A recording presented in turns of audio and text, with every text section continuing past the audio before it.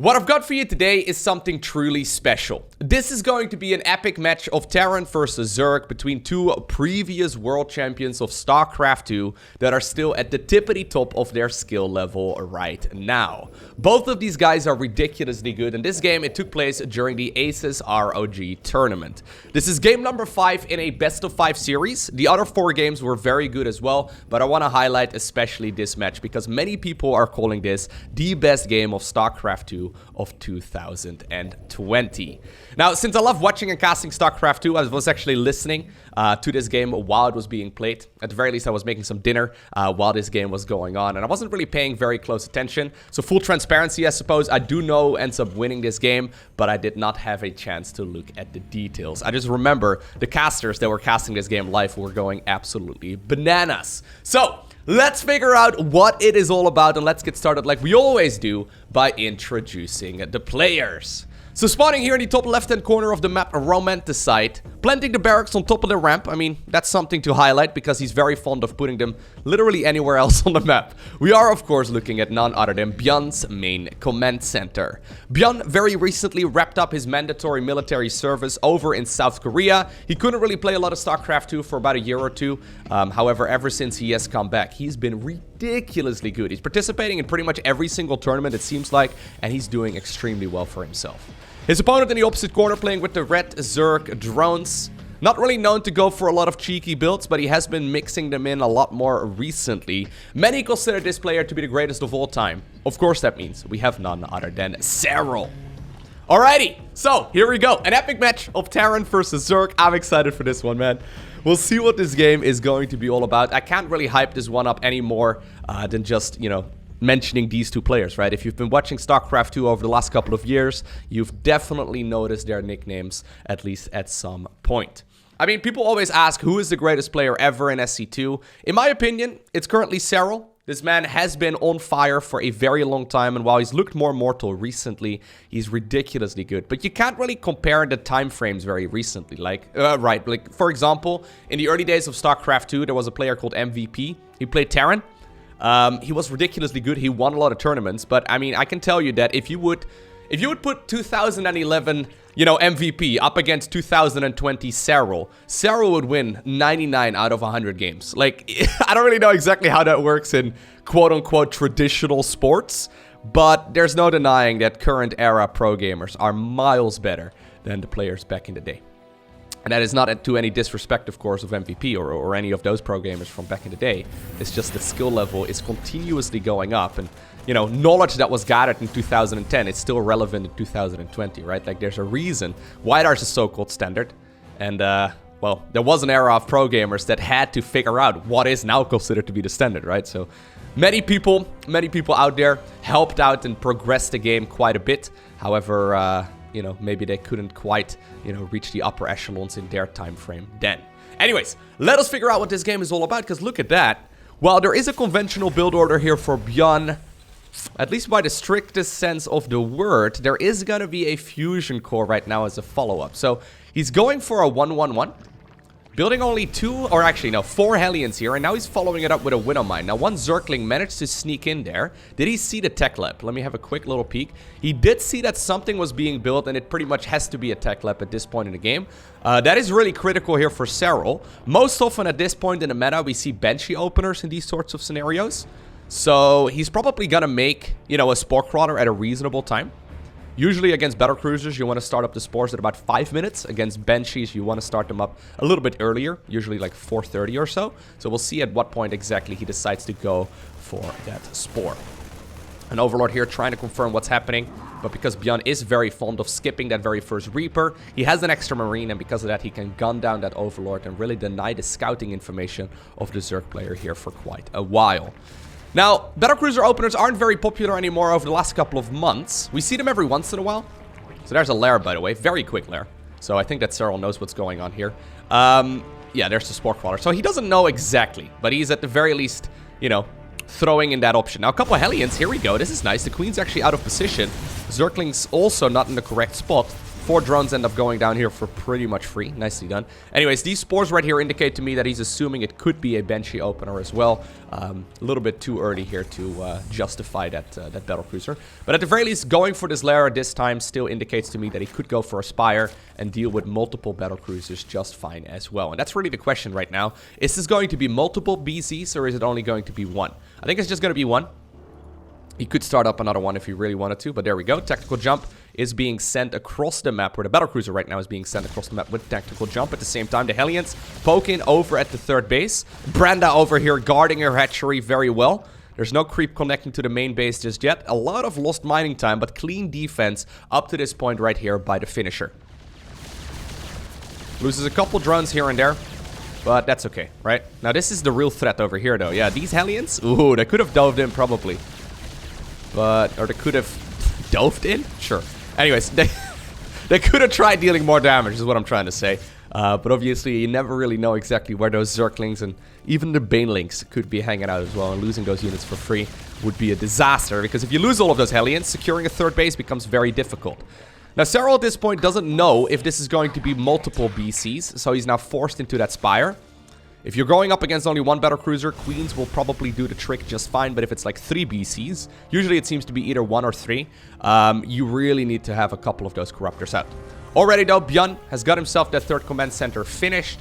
He's morphed it into an orbital command right now as well. Serral at this point will figure out the exact timing of that, so he knows that everything is normal. But he's looking at this point to see if it's going to be additional BC production. Won't be the case, as there's already a transition right now from ByuN into additional Marines.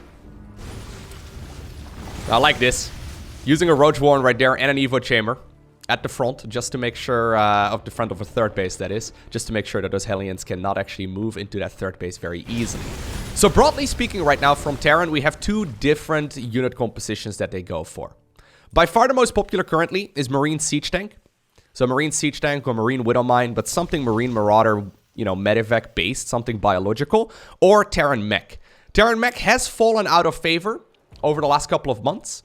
Don't really know exactly why that is. It's probably because of players like ByuN, to be honest, who is just, like, he's ridiculously good at microing these units, controlling them very well and splitting them up constantly. Now, this is a strange timing attack, but I gotta say, I actually really like it. So one thing that you force out, right, with a battlecruiser opener like this is usually a Spire, but if the Zerg player is making a bunch of Spire, or a bunch of, like, you know, structures like the Spire, they won't have the gas to go for the Baneling speed upgrade that early. So even though these Marines don't have a lot of support, they do have Stimpack. There are 2 medevacs up above, but the Banelings won't have their speed upgrade done for like another half minute or so. You can see it on the production tab right there. It's about 40% or so of the way done at this point.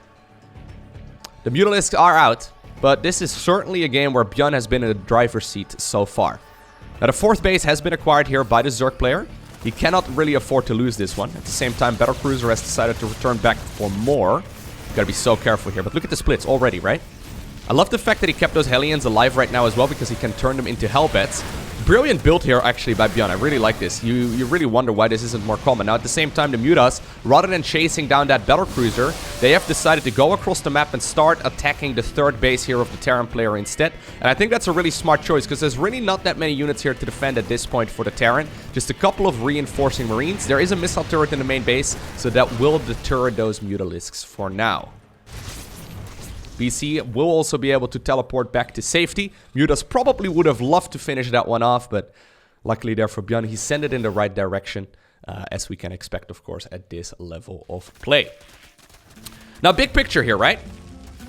Why I like this build for ByuN so much is because he's very far ahead in upgrades. So one really big part about this, you know, Marine Marauder Medivac-based unit composition that's going up against Mutaling Bane is the fact that Terran needs their upgrades really quickly. Terran usually has an easier time transitioning towards 3-3 as well, but you can see right now, 1-1 has just started up for the Zerg. Well, I mean, not started up just now, but you get what I'm trying to say, right? It is for the Terran player here, a very significant advantage.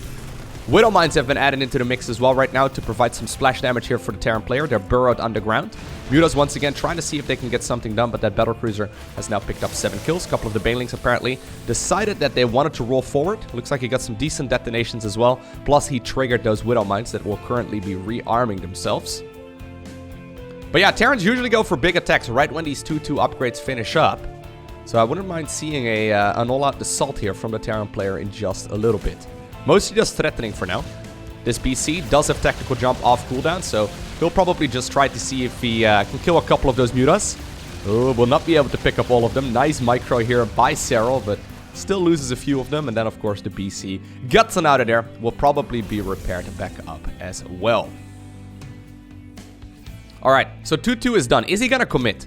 Nah, instead he's just going to go straight into 3-3. Okay, so this is a big indication that, combined with the 4th base, it's a big indication that ByuN wants to play the long game.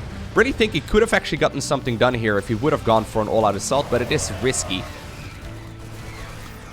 Serral's very well known for putting his foot down on the gas as soon as he gets a little bit of wiggle room. So this creep is certainly going to start moving across the map here if ByuN does not keep on that harassment. And with, of course, the creep down, you can defend a lot of those Terran pushes quite a bit easier. So that's one of the reasons why I would have loved to see ByuN committing to an attack at 2-2 rather than at 3-3. But apparently he decided better of it, and he's miles better at playing Terran than I am. So can't really judge him too harshly off of that. Plus, of course, we have perfect vision. We can see everything that's going on. Maybe he... that's cute. Maybe he assumes that, you know, this is just... too big of a Zerg army for him to deal with at this point in time. Alrighty. BC, man. This battlecruiser has been a nuisance. Like, it's not so much that it has dealt a lot of damage. It's just constantly a threat, right? And that's one of the themes that we see a lot in ByuN's play in general. He doesn't really give up on his medivacs. He doesn't really give up on his units in general. He's just a constant, annoyance with them, right? Now, it takes a lot of multitasking to do that. Actually, hold that thought, because... Banelings are now connecting over here, but good splits there by ByuN. Loses, I think, the minimum amount of Marines there, all things considered. Now, these mutas are actually on the edge of the map, even though it looks like there's a little bit more dead space over there. They can't quite touch there. If you could kill these upgrades, that would be a game changer. I think this is the first time where Serral figures out where those upgrades are actually at. Man, I really wished he would have actually just gone after that battlecruiser and got rid of it. This battlecruiser has been so annoying. Technical jump is currently on cooldown. Apparently, though, Serral not really too bothered by it. You can see that he's built up his eco to about 80 drones here. A little bit more than that. So he's got, a nice economy. Certainly a little bit better here than the Terran player. Importantly, right now, though, for ByuN is that he secured the 4th base relatively unharmed, right? It's a planetary fortress, which means that it's going to be much more difficult for the Zerg player to actually attack it. The battlecruiser will eventually be picked off, but honestly, at this point, it was mostly just dead weight. You want to replace it with other units as well. Even though it's the highest tech unit, replacing it with 8 Marines with 3-3 upgrades is certainly preferable. 8 Marines? 6 Marines? I don't know. It's a bunch of supply. No, it's definitely not 8. Anyhow. Even though it's a little bit weird, because technically speaking, battlecruisers should be manned by like 100 people, right? Maybe more. I don't know what the lore says. Anyways. Let us see how this is going to go. So, the creep spread over here, I mean, I was talking about it earlier. It is pretty good, but it's not amazing. Yeah, Zerg has decided that this is the moment where they decide to collapse on top of this army. Now, the Banelings do not actually connect. Those Widow Mines get some phenomenal hits in. Luckily here for Serral, he did morph in a couple more Banelings on the back of this as well. One of the golden rules of using Banes is making new ones when you're just about to use them. The Banelings will be spotted there on the minimap if he's paying very close attention. But without good creep spread here, dealing with these Terran pushes is extremely difficult. Still though, you can see that ByuN is tiptoeing around the edge of creep here. Mostly just using this right now as a staging ground to potentially go into a 5th command center as well. The Banelings apparently did get cleaned up right there as expected. A couple of Marauders took some hits, but that's all good. There's one SCV over here, or there's one Zergling over here is trying to get something done too. Few Marines apparently on the left-hand side will try to move forward. Now look at this. Apparently, Serral has decided he wants to go after this 5th command center. Obviously, his army is very mobile and very quick, but he needs to be careful because the majority of the Terran units right now are at his front door. They're knocking, man. Is someone home? That Widow Mine over there does detonate eventually. Still, though, this is, buying a lot of time. Looks like the Mutas will be able to finish off the command center. Zerglings could definitely return back home if they really want to. I think he might very well need all of those units at home, but once again, this is apparently the moment where Serral decides to roll the Banes off creep. And look at that micro here. This is what I'm talking about. This is what ByuN is so ridiculously good at. That stutter step control on those Marines where you basically attack, move, attack, move, attack, move. you constantly try to keep those units on active duty. I think with those mutas right now coming home, though, yeah, there we go. This turns out to be a big victory at this point for Serral. Not only did he manage to kill that 5th base on the left-hand side of the map, but he also cleaned up this army with relatively few amounts of losses. Now, that one Widow Mine over there got a huge detonation off. In the meantime, by the way, 3-3 is finishing up here for the Zerg, and he's also now going into that Ultralisk cavern. Very few Zerg players feel comfortable right now playing Ultras against Terran. Seems like most of them favor that lurker-based army, but Serral has been consistently going for the Ultralisk cavern in this matchup. So if he's doing it, we probably should not be questioning it all too much. He did secure the base in the top right-hand corner as well, but apparently the Terran had another command center, and this one right now is morphing into a planetary fortress at the 5th base location. Zerglings will be left behind in different spots as well, just to know whether or not Terran's trying to expand there. But for the very first time in this game, it seems like Serral has a little bit of room to breathe. Right? Terran had a huge upgrade advantage earlier, but now with Zerg finishing up 3-3 as well, which is the maximum set of upgrades you can get, that difference has really been nullified. He's going into the chitinous plating upgrade as well, which is that Ultralisk armor upgrade. Super critical, very helpful upgrade, and he's already queued up the speed upgrade for those Ultralisks as well. Now, as you can see, as this game progresses, the players are getting closer and closer together, right? So this base in the top right-hand corner is pretty much right next door to that base of the Terran player. So creep spread right now becomes so critical, but obviously you can't really spread creep onto a Terran base there, so we'll see how this is gonna go. Big chunk of the Zerg army is on the left-hand side. I love the fact that the Marauders are so far forward. They're just here to soak some of those Baneling hits. The Banelings once again hunting for those Marines, hunting for those Widow Mines if they can get it, but clean micro there by ByuN. This has bought enough time, though, for those Mutas and Zerglings to come back home, and it looks like Serral is setting up a big surround right now, or at the very least trying to. Reinforcing Terran units come down the ramp as well as from the left-hand side of the map, and it seems like ByuN is still making a pretty good trade here, all things considered. Brilliant army positioning here by both of these. If you can kill that tumor, actually, that'd be so annoying, yeah. Wow. Is ByuN really going to be able to kill the base over here? He's got triple missile turret over there, as well as a Thor on the bottom. These Mutas really seem like dead weight to me at this point. He's going to replace a couple of them that have gone down with Ultralisks instead. I like the idea of that quite a bit.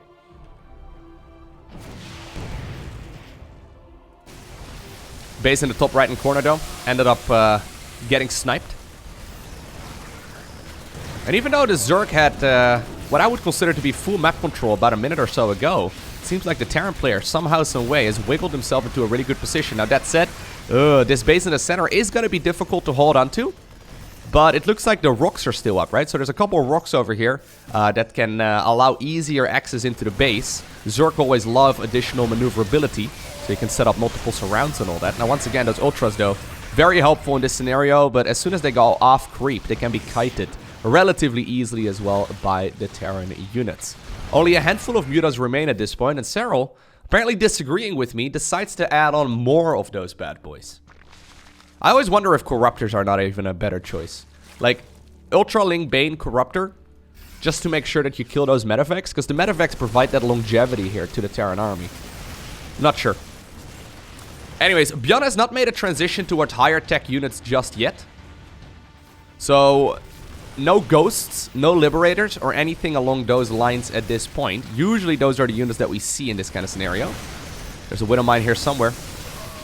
There it is. At the same time, though, Muta's in the center, and a drop in the bottom right-hand corner has now shut down a couple of those drones from mining as well. Reinforcing units. Now look at this minefield over here, literally. Ridiculous. Beautiful positioning over here as well. That Marine holding his ground just fine, blocking a lot of those units. Apparently the Mutas have decided to move on over towards the third base, and you can see the multitasking really is getting picked up right now. Drones will return to mining, but they are distracting. That little drop, that is, a couple of those Zerg units as well that I think the Zerg would have loved to have in this area of the map instead. Muta's trying to get something done, but those missile turrets are really well positioned. It's difficult at this point for Serral to find an opening there. A couple of Marines are derping out. They will run to their graves against those reinforcing Lings. More Banelings are being produced here as well. And with those missile turrets apparently getting cancelled here in the center of the map, this base will not continue mining just yet. These players are neck and neck. Would love to see the Zerg, yeah, taking the base in the bottom left. Since the Terran player here is so preoccupied fighting in the top right-hand corner, getting the base in the bottom left makes a lot of sense. Now the Widow Mines, though, even though, yeah, I feel like the Zerg got a decent enough trade over there, they're still connecting constantly and dealing more and more damage. It seems almost impossible to get a favorable trade against those Widow Mines. Especially off creep, right? And that's exactly what ByuN is doing. A couple of Banelings apparently trying to see if they can potentially get something done. Maybe set up a bit of a surround. So far, it's not really happening, and I think that this base indeed will be killed. One of the Ultras running dangerously low. Would love to see a transfuse right there by that Queen. Oh, there it is. It does get picked off. So that base will definitely go down. At the same time, though, Zerg is still going to town over here. Those Mutas, even though I was a little critical of them earlier, they have been absolutely a pain in the butt right now for ByuN, right? They have killed tons of SCVs. Look at that. 36 going down here in total so far in this game. And actually, ooh, ByuN did not finish off that expansion. Interesting. I think he was really preoccupied with all the other things going on. He probably assumed he had that one dead. Not quite gonna be the case. Do you not just want to kill or mine out these rocks over here? just so you can, you know, maneuver your units around a little bit easier? Okay. So even though Serral has been under a lot of pressure here, he's got a lot of mining bases, he's got 86 drones, he's maxed out, doesn't have as big of a bank here as ByuN, but ByuN, of course, relentless with his harassment, will never stop slowing down. There are units over here as well, but that's a ton of Zerglings ready to deal some damage. Is there going to be enough right now for the Zerg player to defend at home as well with so much of that army committed? In the meantime, triple Medivac drop in the bottom left-hand corner. I think that's going to make short work of that base over there. Looks like the reinforcing Terran units will probably be able to clean up most of the Zerglings at the very least. Even though the base is still up on the high ground, the one on the low ground will go down. Base in the bottom left-hand corner will also be killed. And Terran actually holds on to the base in the center. So that's, well, 2 expansions right here for half, I guess, half a base. Maybe those Medivacs won't be able to make their way home, though. At the same time, the Terran army has made their way towards that base. They didn't get to finish off previously. Serral hiding the drones in the top right-hand corner, trying to see if he can send them over to that base instead.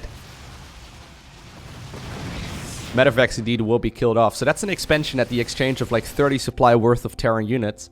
Not entirely sure if it's worth it, because Zerg is just going to remake that base right away. But the Mutas, though, in the left-hand, or on the left-hand side of the map, apparently there's going to be some drop harassment towards the Terran side, or by the Terran player here towards the Zerg's natural. Here we go. Nice splits here by the Zerg player, trying to see if he can detonate those Widow Mines, and it looks like this time around he will be successful in that pursuit.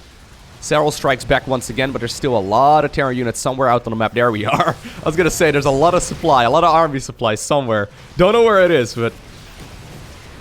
Oh, I really feel like you just make a planetary fortress at this point, right? If you're a Terran player, just make like one planetary here in the center. That would shut down so much of that. Anyways, Medivacs will be killed there as well. And once again, Serral takes a pretty good fight over here. He loses a few bases. Somehow, some way still has the base in the top right-hand corner taken. So those drones that apparently were mining here previously have now decided, okay, these are the new mineral patches we will mine from.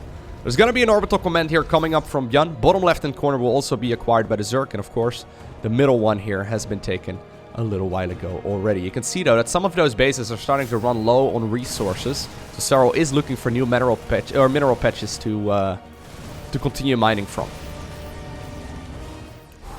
Okay. Very tense game so far. This can all be over in a heartbeat. One set of Widow Mines, getting a good detonation off on these Mutas, for example.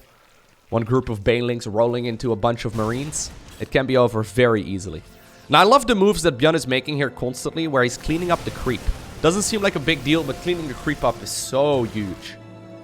I don't think actually ByuN realizes that the base in the top right-hand corner is taken. No, he has no idea. Here we go, though. The swarm is coming from as many angles as possible. Ultras actually, yeah, if they manage to fight, they deal a lot of damage. Now they have to go around that pillar in the center of the map. Not entirely sure if that's going to be the best engagement, but look at that.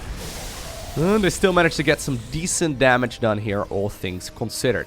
The bank of the Terran player, though, has started to go down quite a bit. Serral doesn't have a lot of gas anymore, so he's trying to reinforce this with as many Zerglings as he can. Would love to see him acquire some of those gases that he decided to neglect earlier on into this game. But obviously, there's so many things going on here. You gotta stay on top of it. I think if he takes the gases at this point, he's probably going to be able to yeah, have an easier time continuing his macro in this game. Bottom left-hand corner once again being harassed. At the same time, Zerglings right here in the center of the map as well. Shall we have a look at the APM? Average actions per minute. Nearly 400 for the Terran. For the Zerg, it is at, well, over 500. You do the math. They're pretty quick. They're very fast. Okay. Bottom left-hand base will be killed. Terran right now trying to go for the base over here. Now there's a big surround potential actually for the Zerg. There are some Widow Mines in here, but I feel like the Lynx could have maybe gotten the wraparound done. Very difficult to make that call. At the same time, Zerglings over here once again in the center, but reinforcing Terran units, I think, are rallied towards this ramp over here, so they'll be able to close this one. Good micro right here by ByuN. Manages to even get those Widow Mines burrowed really, really nicely. The base on the left-hand side right now is turning into a planetary fortress, and this actually becomes a very, very critical location right now for the Terran player, because the other bases are running dangerously low on minerals. Oh man, this base over here has been an absolute disaster though for Terran, right? I really feel like turning into a planetary would have been such an easy choice. Anyways, finally it seems that the Zerg player is breaking through, and he kills 16 SCVs right here, while forcing that orbital command here to lift off. Now Zerg, of course, is reacquiring bases whenever they are lost. A little bit easier for the Zerg player to do so than the Terran, it seems like. Corruptors are being added into the mix right now too. Notice as well that there's still no Ghosts or Liberators. Apparently, ByuN is happy dealing with these Ultras, just, you know, with mid-game tech, and it seems to do the trick just fine. Ultras, of course, not really the best late-game unit in the game right now. But, I mean, if you make them better in any way, they're going to be kind of broken. So it's a difficult game to, or it's a difficult balance, I guess, to strike.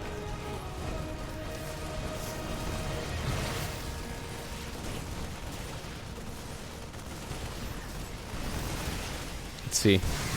Yeah.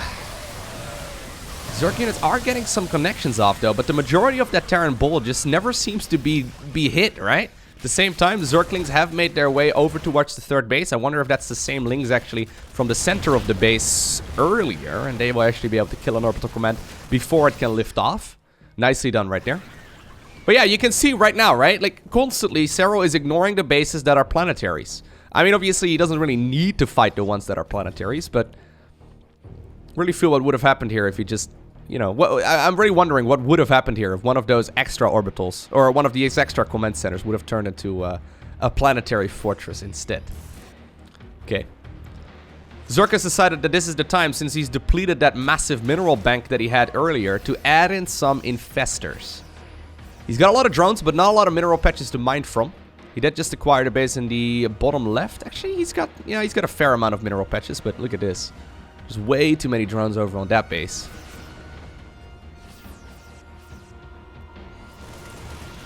These expansions become very hard to acquire right now for the Zerg, right?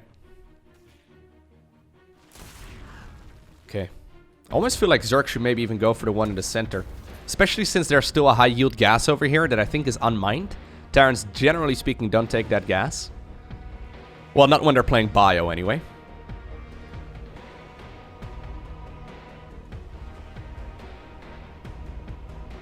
Orbital command flying it over towards the bottom left-hand corner. Serral spotted it, though. He made a Zergling over there. Couple infestors out on the map right now, accumulating energy. Infestors, of course, with that fungal growth ability, they can slow down and snare a couple of those units in place.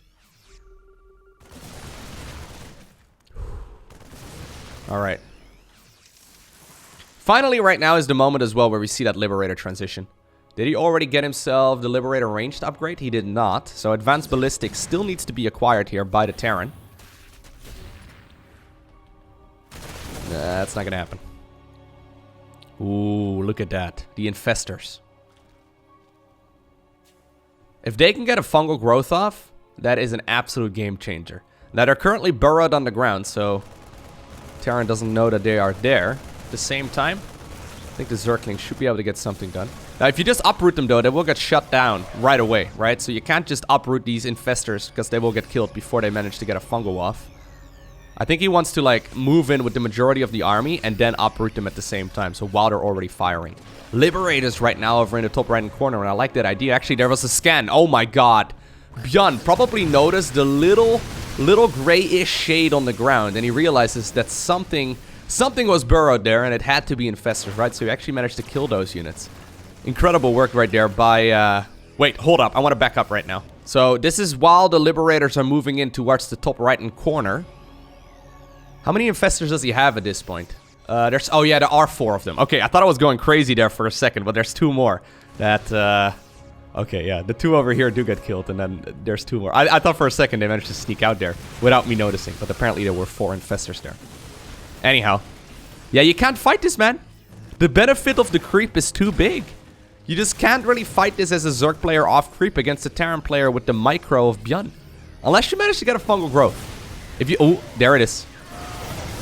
If you get a fungal growth, then you can all of a sudden pick off those units relatively easily. Infestor did not quite have enough energy, I don't think, there for the fungal growth. Actually insane. And while this is going on, right, ByuN is happily mining out that base in the bottom left-hand corner that was previously the Zergs. He's now even transferring SCVs over in that area. Unless Serral manages to goop up this all in slime, right? In the creep, he's gonna have a very difficult time actually fighting that. He realizes what's going on right now in the top right-hand corner, so he starts spreading creep, and he is actually acquiring now the base in the center expansion. Okay. That should be the Terran's base. And it was. Is ByuN gonna even figure this out, though? He's so busy harassing the base over here in the top right. He probably isn't even considering the fact that the Zerg could just take the expansion in the center. Okay. A couple more infestors are coming up. They are burrowed in pretty scary positions right now. Yeah, look at that. There's so many drones at this point, but really not a lot of places for them to mine, right? So there's 67 workers at this point for the Zerg player, but only a handful of mineral patches really remain. So he needs to be careful that he doesn't accidentally, you know, have too much supply caught up in those drones either. We are getting to the point right now where this map seems to be mined out, and that seems to be what ByuN is aiming for right now as well. Just keep harassing this Zerg player constantly, but mine out the bases that are on your side of the map. So what we know right now is that in the late game, this is not a very important base anymore for the Zerg. But in the late game, Zerg, generally speaking, does not trade very well compared to the Terran. So if you look right now at resources lost, you can see that Zerg has lost way more resources at this point than the Terran. I mean, that is insane, actually. That's all because of that micro that ByuN has, right? Anyways, so ByuN is just trying to mine out his side of the map, knowing very well that Zerg is going to have a hard time trading efficiently against him. So, assuming... you know, he can mine out his side of the map. He should be able to obtain the victory in the long run. And that's why he's playing this now relatively passively here in the bottom left-hand corner. He's adding on more command centers. I don't really know exactly what for. Probably just orbital commands to, like, drop mules or something. This base over here in the center is actually huge. Ay, this is not something that ByuN has really considered. Well, he sees the creep right now. I mean, assuming he pays attention to that position on the map. If Zerg can actually mine out that entire Terran base, that would be an absolute game changer, because that makes up for those resources that, you know, Zerg usually lacks. Since he's got a lot of gas, he also decided to go back to Ultralisks, and I love it because there's very little anti-air right now with the Terran player mostly committed here to, well, still a lot of Marines as well, but no missile turrets anymore on those new bases. These are fully upgraded mutas, aren't they? Let's see. Well, they at least have their +3, +1, so they have their maximum harassment upgrades, I guess is what we can say. He's even now taking the gas over here in the center, too. ByuN has decided to make the transition towards both Liberators and Ghosts eventually, so he's making 3 Ghosts right now at once, even getting their cloaking upgrade here, too. I would love to see some nukes actually added into the mix, you know, to round out the ultimate game, but nukes aren't particularly cost-efficient most of the time, and I think that's what he's aiming for right now. There's the steady targeting. So nukes are one of the options with Ghosts, but the steady targeting ability is very nice as well. There you go. As long as the Ghost doesn't take damage, and they can actually finish their channeled cast, they will basically snipe out any unit. So here we go. Finally, the base in the center now gets spotted. This is the biggest error, I think, in ByuN's late game so far. Not making the assumption that Serral would be cheeky enough to take one base so very close to that of his side of the map, or to his side of the map, rather. Okay, eventually Serral's gonna have to get on out of there. He needs to be careful, though. Like, if he leaves the center of the map alone entirely, Terran, or Zerg that is, Terran might very well take a planetary fortress in this position. That would be an absolute disaster. This actually becomes one of the most important bases right now.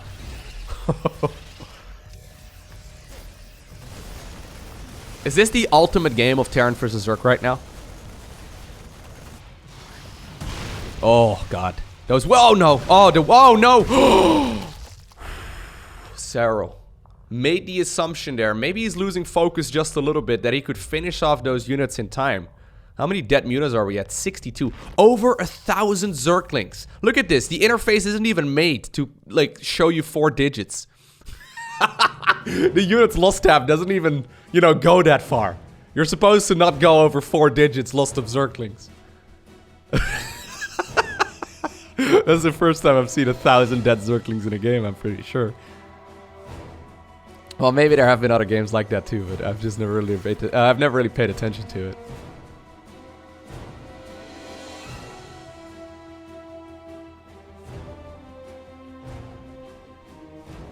Okay. Oh.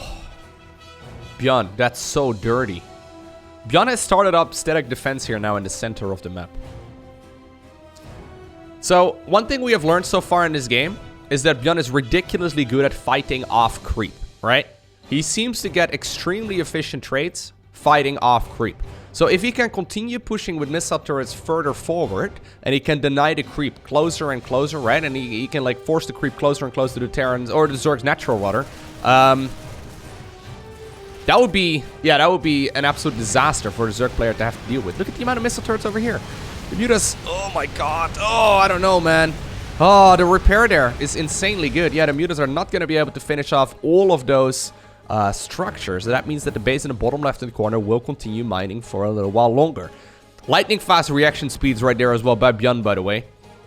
Oftentimes what happens, at least in my ladder games, is that the Terran players don't realize that their missile turrets are being attacked until they're already, you know, dead. You have to be very quick if you want to actually repair those structures in time. I mean, we take it for granted, but all of those little moves are not easy. Planetary Fortress probably now is going to be the next order of business here for ByuN. But yeah, I love the idea of like slow pushing with oh my god, those snipes. Oh, Terran late game is insane, dude. Here come the Fungals. Fungals, oh, it doesn't really get a whole lot, but he does grab a bunch of the ghosts. The ghosts do EMP them on the way out as well, so those infestors are gonna have a hard time continuing onwards. And I've got a feeling this is too much Terran. There's a couple Liberators over here as well. Ultras are trying to see if they can break through the wall. If there would be one fungal growth right now, I think that could change everything. It looks like every single one of the Terran units that still remains right now has a personalized medivac. They have like a private plane. And even though this fight looked a little bit shaky here for the Terran player earlier, I take it back. It seems that Zerg actually knew better here. And he decided to just push through relentlessly. And he actually killed all of that Terran army. Insane. All of the Ultras are super low. Most of the Mutas ended up dying there as well. And those are really like the, you know, the longevity units, I suppose, here in that Zerg army. How many queens does he have? He's got 1 queen. Brenda, you're at full energy. Go transfuse those bad boys. Actually, that would be really good. He doesn't even have to... There we go. There we go. Good job, Brenda. That's probably the queen from the early game. It's probably the same one. Anyways, long distance mining right now. From both of the center bases. Insane. Is that the main base? Oh my god. ByuN is actually floating on over the main command center towards the center of the map. Well, I mean, I keep calling this the center of the map, but it's the center of his side of the map.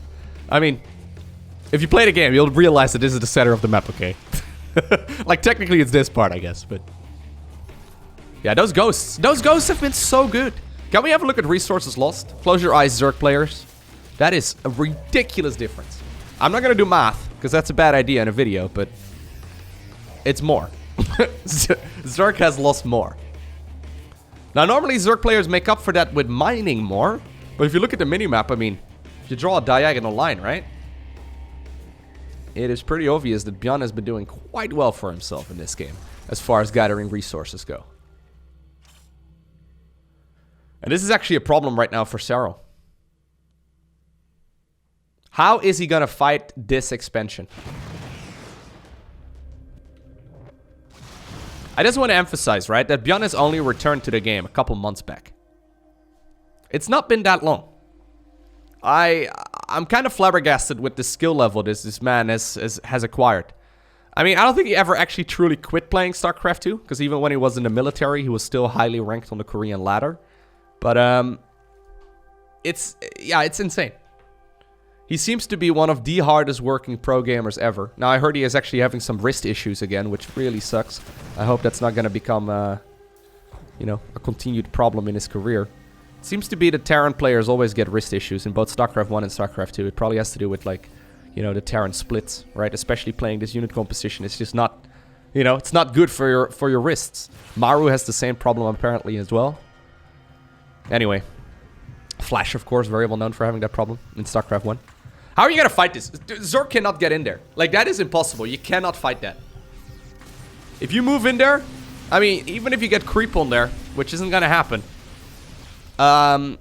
this Terran army is just gonna massacre you, right? Those Widow Mines are so well spread. This army in general is so well spread.